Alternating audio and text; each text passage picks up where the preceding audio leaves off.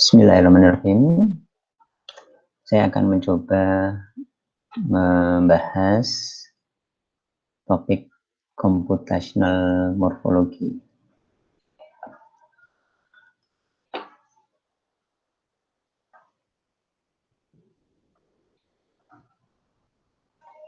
Ya, secara garis besar outline-nya ada dua ya. Di sini adalah pengantar tentang computational morphology tersebut.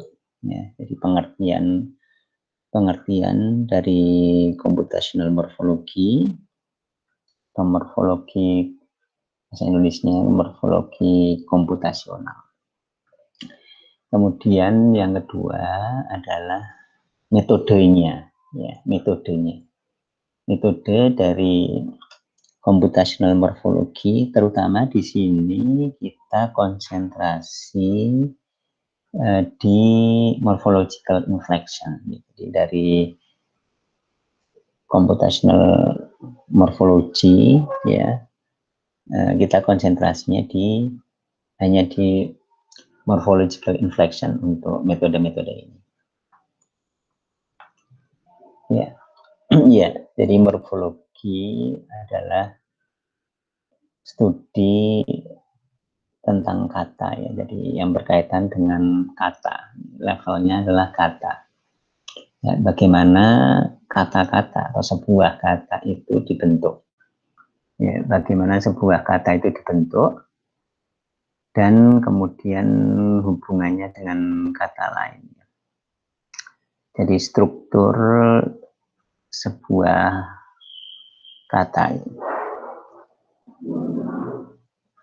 Ya, kita tahu bahwa untuk model ya, untuk sebuah model misalkan model machine learning secara umum atau model klasifikasi misalkan, itu saat ini banyak menggunakan yang levelnya karakter, yang model yang level karakter itu tidak sedikit yang mengalahkan atau lebih baik performansinya dibandingkan dengan yang levelnya itu huruf ya, yang levelnya huruf. Tetapi ternyata untuk yang level morfologi ya, level morfologi itu untuk beberapa aplikasi NLP itu hasilnya lebih bagus ya, performansinya lebih efektif ya. Lebih efektif terutama untuk bahasa yang secara morfologi itu kaya. Untuk bahasa yang secara morfologinya itu kaya. Ini contohnya ya untuk memperlihatkan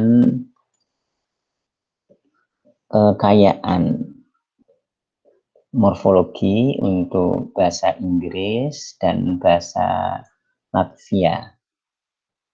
Kita akan lihat bahwa bahasa Latvia ini lebih kaya secara morfologi dibandingkan dengan bahasa Inggris.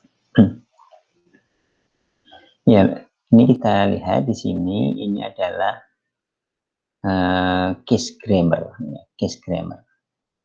Case grammar itu adalah bagaimana kata benda atau nomina, terutama itu ya, terutama nomina atau pronoun itu ada di dalam sebuah kalimat ya, ada di dalam sebuah kalimat atau ya yang saya hubungannya sebuah nomina di dalam sebuah kalimat itu hubungannya dengan nomina yang lain ya, seperti misalkan ini yang utamanya di sini untuk case grammar atau tata bahasa kasus ya.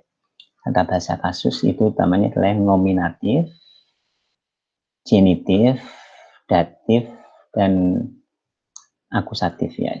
Nominatif itu ya, pada prinsipnya adalah subjek ya, subjek. Kemudian genitif itu salah satu contohnya adalah posesif. Nah, kemudian kalau akusatif ini adalah direct object, ya. Kemudian untuk datif ini adalah indirect object. Nah, paling tidak kita konsentrasi lihat dulu untuk nominatif, yaitu subjek. Nah, kita lihat misalkan ini adalah kata dasarnya atau lemanya, ini adalah acid. Acid. Ini kita lihat dari sisi singular dan plural, kata benda yang singular dan plural. Ini kita lihat bahwa untuk singular di yang lema di sini, kemudian bentuk pluralnya tambah s, artinya proses morfologinya seperti itu. Untuk bahasa Inggris, kemudian bahasa Latvia juga kebetulan sama, ini ditambah s belakangnya untuk contoh kasus ini. Nah, kemudian untuk genitif kita lihat yang posesif, ya. Posesif ini untuk singular dan plural tambahi petik s, kalau ini s petik. Nah, kalau di Latvian juga ada, artinya untuk posesif ini ada katanya, di katanya berubah, ya, seperti halnya di Inggris, ini katanya berubah. Katanya dari ini acid menjadi tanda petik s petik ini juga tambah s di sini. Ada perubahan di sini, ya, di sini perubahannya.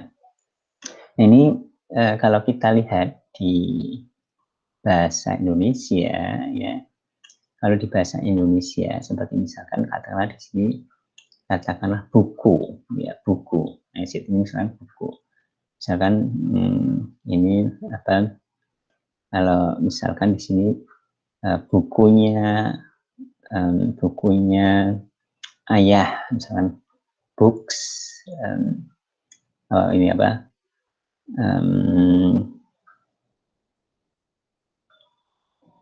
atau misalkan ayah aja di sini ayah, misalkan father's book, jadi father's book. Nah, kalau di bahasa Indonesia kan tidak ada perubahan, tetap buku, tetap buku. Dari sini buku, tetap buku. Ayah juga ayah, nggak ada perubahan kata-kata.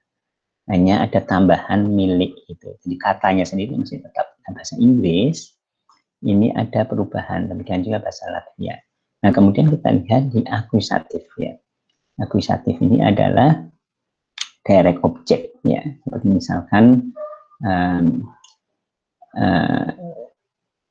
ini adalah objek, seperti misalkan I use acid, misalkan I use acid. Nah, ini acid sebagai subjek dan acid sebagai objek ini sama, ya, sama. Ini katanya tidak ada perubahan, tidak ada proses morfologi, ya, tidak ada proses morfologi.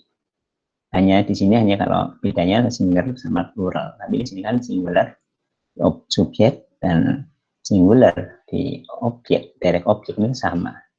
Tetapi kita lihat kalau untuk Latvian beda, sebagai subjek dan sebagai objek ini berbeda katanya, ada proses morfologinya. Nah, ini contoh bahwa Latvia itu lebih kaya. Bahkan bukan hanya itu, untuk yang datif, ya, datif itu adalah yang indirect object. Di sini ini ada yang barunya, ini proses morfologinya, dan kemudian yang lain-lain. Instrumental, ya, menggunakan acid ini, use acid ini. Kalau di sini katanya itu sendiri itu ada prosesnya, seperti ini ada prosesnya. Jadi Latvian ini lebih kaya secara morfologisnya. Ya, untuk tas morfologi itu sendiri bisa dikelompokkan menjadi analisis dan generation, ya. Jadi analisis dan generation. Nah, ini kita lihat contohnya, ya, saya ambil dari tesis Bergmanis ini. Ini kita lihat ini untuk yang kita lihat, ya, untuk contoh yang generation. Ini contoh yang generation, ada contohnya, ada beberapa jenis task yang generation ya. Generation itu artinya di sini menghasilkan outputnya. Outputnya ini adalah kata ya, kata inflected-nya yang berinfleksi ya. Ini kata-katanya, outputnya generate ya, generate kata-kata ini ya, generate kata-kata ini. Dimana kita lihat inputnya ini adalah dua. Di sini contoh yang pertama ya, untuk morphological generation dari inflected form. Ya.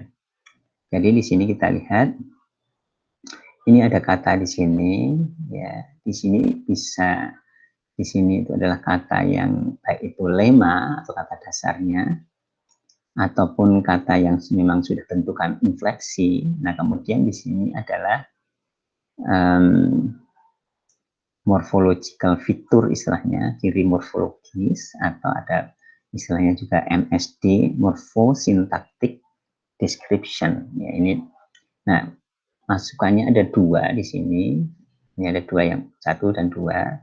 Artinya yang tadinya fall, kemudian hendak diubah secara morfologis, proses morfologi menjadi ini. Jadi misalkan di sini adalah intinya adalah past tense ya, verb past tense. Jadi apa past tense dari fall?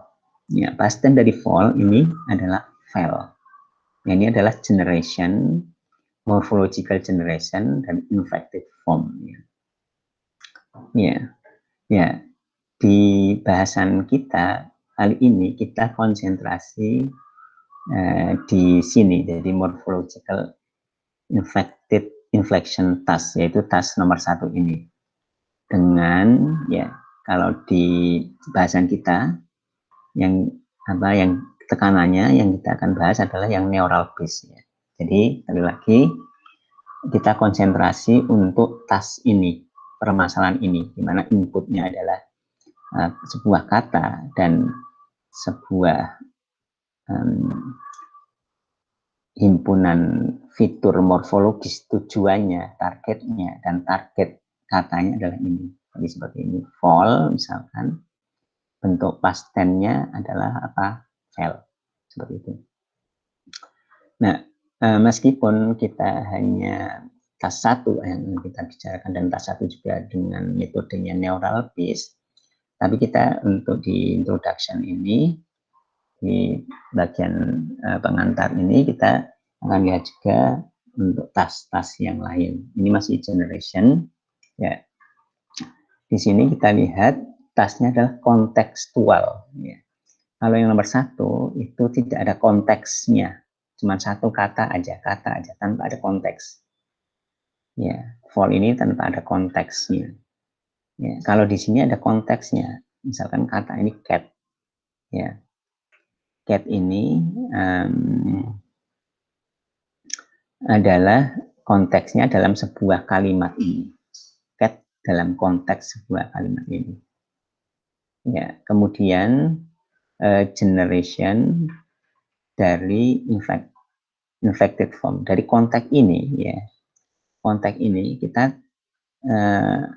yang benarnya, cat ini yang benarnya harusnya apa? Tanpa kita harus dijelaskan morfologi fiturnya, kita dari konteksnya tahu yang benarnya ya. Seperti kalau mungkin kalau di tes atau ujian untuk anak sekolah misalkan, ini kata seperti ini, kalau cat ini benarnya harusnya bentuknya apa? Yang benarnya adalah cats pakai s, karena di sini plural jamak ya. Karena di sini kan ada konteksnya jamak, ini ada r, di sini ada r, sehingga harusnya cats. Nah, ini adalah yang kontekstual morfologis generation. Kemudian yang ketiga, ini masih konteks juga ya. Konteks juga. Tetapi berbeda dengan nomor 2. Di nomor 3 itu adalah yang derivasi ya, derivasi. Kalau di sini adalah infleksi, ini adalah derivasi. Ya, jadi ada proses morfologi itu ada proses derivasi, infleksi, ada proses derivasi. Ya, tentang perbedaan infleksi dan derivasi ini suatu hal yang sangat penting yang semoga nanti akan dibahas juga. Ya, ada. Nah, ini adalah proses derivasi, di mana sama seperti yang nomor 2, tas nomor 2, ini ada konteksnya, ini field sini. Benarnya apa? Benarnya adalah filler. Nah, ya salah satu ciri dari infleksi itu adalah maknanya masih sama, masih kucing dengan kucing. Kalau di sini fill dengan filler, ini udah maknanya udah beda, ya. Kalau derivasi maknanya udah, maksudnya udah tidak sama persis, ya. Ini dari fill, ya, dan filler, yang dimana bisa saja misalnya kata benda menjadi dengan kata jenis kata yang lain, seperti itu kalau di derivasi. Ya, sekali lagi kita konsentrasinya ke infleksi. Mengapa seperti itu? Mengapa dibedakan? Karena nanti ada pola-pola. Kalau infleksi itu ada pola-pola untuk infleksi dan derivasi itu jadi lebih bebas, ya, lebih bebas ininya apa, konversinya lebih bebas. Kalau di infleksi itu biasanya ada pola yang lebih jelas, ya. Kemudian untuk tas yang nomor 4, ya, tas yang nomor 4 untuk generation ini, ya, ini adalah morphological paradigma. Ya, jadi ini adalah apa yang disebut istilah di dalam ilmu bahasa atau khususnya di morfologi, ilmu morfologi itu adalah ada istilah paradigma. Nah, paradigma itu dapat dikatakan sebagai, katakanlah ini tabel, ya, tabel, dan kemudian tabel itu mempunyai sel-sel atau slot, ya. Tabel itu mempunyai sel atau istilah lainnya slot, ya. Kemudian di sini disuruh melengkapi atau mengisi. Jadi seperti ini, paradigma itu adalah ada sebuah lema atau kata dasar, ya. Lemanya adalah for, ini ada tulis ulang, for. Kemudian ada dari infleksinya untuk for, untuk semua for itu ada misalkan verb yang present, yang past participle, misalkan yang ini adalah yang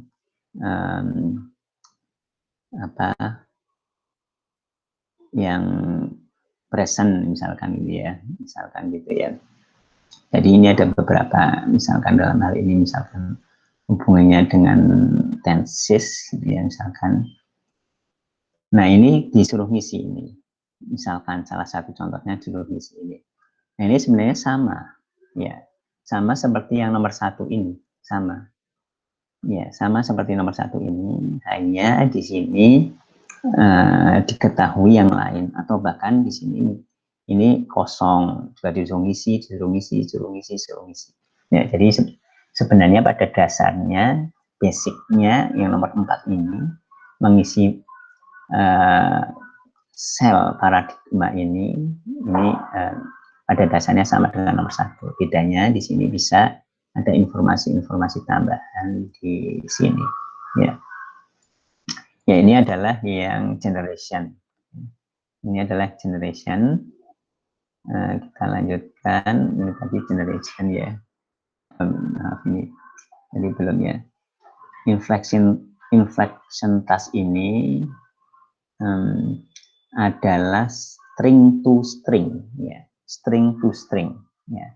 Inflection task ini adalah string to string transducer, ya. Jadi ini inputnya adalah string itu terdiri dari ini, lema dan morphological fitur ini, ya. Ini adalah string. gabungan ini juga adalah sebuah string.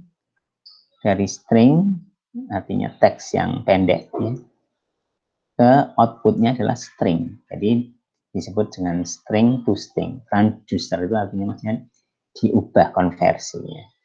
Dan ini bisa learning supervised learning. Salah satu yang umum ini pendekatannya adalah supervised learning, sehingga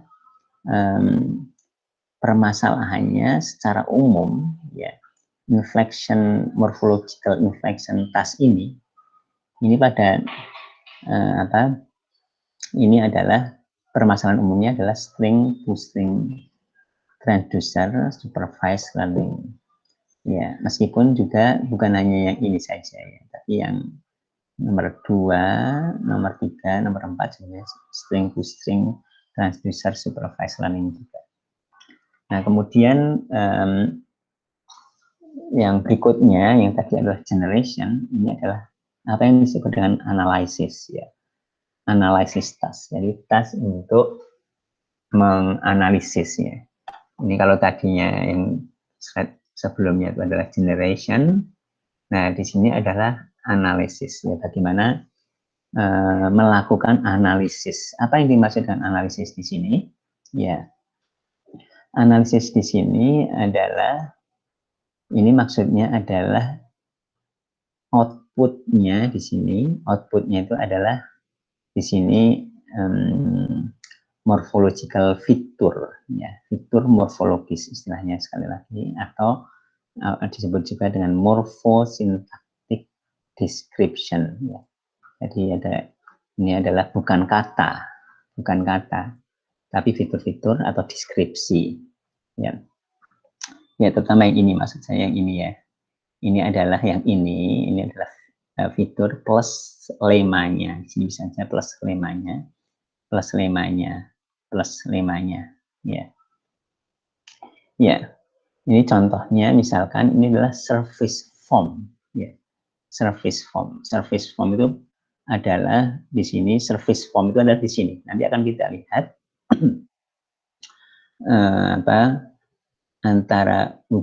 perbedaan antara service form dengan canonical form. Ini adalah canonical form, ini adalah service form, ini adalah canonical form. Tapi di sini adalah segmentation, yang kita tekankan di sini adalah segmentasi dan segmentasi. Ya. Segmentasi itu adalah membagi-bagi. Bagaimana kata acidify. Kata acidify ini dipecah-pecah atau disegmen-segmenkan. Dan segmennya bagaimana? Acid plus EV plus ED. Nah, ini adalah pensegmenkan menjadi morph. Ini adalah morph menjadi morph. Dipecah, disegmentasi menjadi morph. Bentuknya adalah service. Service itu maksudnya tinggal di ini aja, dipecah-pecah di segmen aja. Acid di sini EV ya, ED.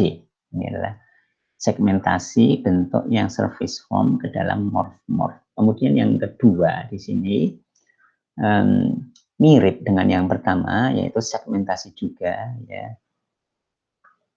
menjadi morfem di sini yang merupakan analisis canonical. Canonical itu adalah gini, kita tidak hanya mecah-mecah atau mensegmen-segmenkan ini aja. Ini acid ya, sama seperti ini acid, tapi kemudian EV-nya IFY ya, IFY. Meskipun di sini IFI, tapi di sini IFY. Kenapa IFY? Karena ini adalah bentuk canonical. Bentuk canonical itu adalah bentuk yang ini apa istilahnya ya, dari secara patternnya. Jadi tidak, kan kalau dikata yang lain pakai, mungkin ada yang pakai Y, kebetulan ini berubah menjadi I, tapi di sini tetap balikin lagi, canonical itu adalah IFY ya. Kemudian NED, ini adalah segmentasi juga, adalah analisis. Kemudian contoh task analisis morfologi yang ketiga ini adalah ya istilahnya di sini morphological analysis ya. Ya, di mana di sini adalah fiturnya, fitur morfologisnya, bahwa walk ini adalah lemanya walk, kemudian di sini fiturnya, fitur morfologisnya adalah ini adalah noun, kemudian ada beberapa fiturnya ya, ada nom, ada ini adalah fitur yang lain, ini singular. Tapi ada juga bentuknya bisa walk seperti ini, bisa dua, bisa yang seperti ini, yang noun ini bisa juga yang verb yang present. Ya. Oh ya, saya akan tambahkan tadi saya keliru ya, saya akan ralat yang penjelasan awal tadi di sini itu bukan fitur ya, ini bukan, tapi ini adalah segmen, ini segmennya. Inilah segmen. Ini adalah segmen, bukan fitur. Yang fitur itu adalah yang seperti ini. Yang disebut fitur atau MSD, fitur morphological fitur atau MSD. MSD itu adalah morphosyntactic description. Nah, ini adalah 3 contoh task analysis ya. Kemudian kita lanjutkan, ini ada masih analisis juga, ada 4 yang lain. Di sini adalah disambiguasi ya. Di mana inputnya adalah seperti ini ya. Inputnya seperti ini ya. Ini this is an ya, di sini apa dipilih ya. Di sini dalam kasus ini dipilih, di sini ada walk ya. Yang walk yang noun ya. Kemudian walk yang ini, yang verb ya. Nah, kemudian dipilih di sini adalah yang walk yang noun, dan kemudian apa dipilih yang mana dan juga morphosyntactic description-nya ditulis yang lengkapnya. Jadi di sini disambiguasi ini walk yang ditulis walk, kemudian ininya yang berbeda dengan yang sebelumnya itu tidak ada konteksnya, seperti ini tidak ada konteksnya. Jadi dipilih walk itu sense-nya, kan tadi yang nomor 4 tadi disambiguasi. Ini dipilih yang walk-nya ini atau walk yang ini ya. Walk yang pertama yang noun dan ini, yang walk kedua yang verb. Nah, untuk yang di sini ini adalah ada konteksnya dalam sebuah kalimat. Jadi di sini kalau walk, ini walk yang mana? Nah, kemudian yang berikutnya ini adalah tagging. Ya, tagging itu di sini saya kira sangat dekat yang samaannya dengan yang nomor 4. Tagging itu artinya dipilih di sini ya seperti ini. Ini ada lemanya apa, kemudian MSD-nya apa. Ya, yang pada prinsipnya kan sama seperti ini. Karena untuk konteks yang sama juga. Kalau di sini memilih yang untuk sense yang mana, kalau di sini nggak memilih, tapi disuruh menuliskan di sini. Ya. Ya, kemudian yang berikutnya adalah lematisasi. Ya. Lematisasi di sini, ya, lematisasi yang isolated, ya, tidak ada konteksnya. Di sini sebuah kata yang tanpa konteks, gitu, tanpa konteks sebuah kalimat apa. Nah, disuruh lemanya, ya, lemanya. Kalau kata seperti ini, lemanya apa? Ya, sebenarnya mirip dengan juga yang ada juga mungkin yang lain ya, saya kira. Nah, seperti ini kan lemanya kan ini sebenarnya, lemanya ini dituliskan. Jadi ini seperti morphological analysis di sini. Ya, morphological analysis itu maksudnya udah lengkap, ini ada lema di sini, ada MSD-nya di sini. Nah, kalau lematisasi hanya ditulis lemanya saja tanpa MSD-nya. Kemudian limatisasi yang konteksnya, karena di sini walking dalam hal ini adalah walk, ya lemanya. Kalau di sini walking ini adalah walking juga, artinya walk ini adalah lema, walking itu juga lema, ya dalam pengertian ada pengertian yang seperti itu. Ini walk itu lema, jadi walking di sini juga lema, karena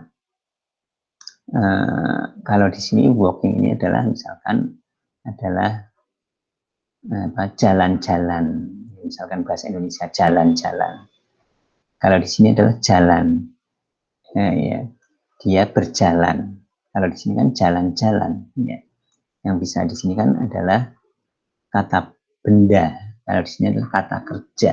Nah seperti itu. Ya, ya seperti itu ya untuk